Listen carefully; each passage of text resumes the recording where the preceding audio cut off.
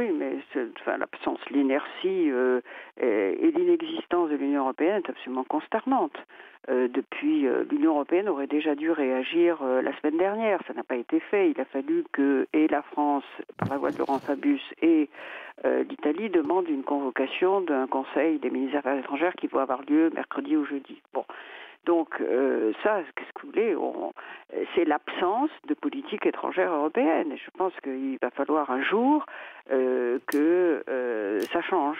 Oui. Et ça, c'est évidemment extrêmement consternant. Alors, Alors, maintenant, est-ce que ça doit se faire à l'échelle européenne ou ça doit se faire de nouveau à l'échelle internationale? Parce que Barack Obama disait nous sommes tous aussi concernés par ce qui se passe en Irak. Auquel cas, il faut une convocation du Conseil de sécurité de l'ONU, une résolution et pourquoi pas une coalition internationale. mais tout est complémentaire.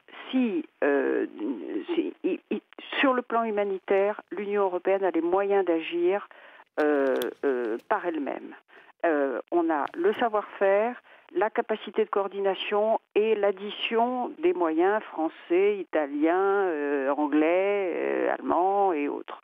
Donc, ça, c'est très important. Sur le plan militaire, l'Union européenne peut décider de livrer des armes, se mettre d'accord sur les critères. S'agissant d'une intervention militaire, ça c'est encore autre chose. Là, il faut, en tout cas pour les membres de l'Union européenne et pour la France, une autorisation du Conseil de sécurité des Nations unies. Et pour l'instant, cette autorisation n'existe pas. Alors, les Américains n'en ont pas besoin, ils estiment ne pas en avoir besoin. Ils font donc une intervention militaire sous forme de frappe aérienne.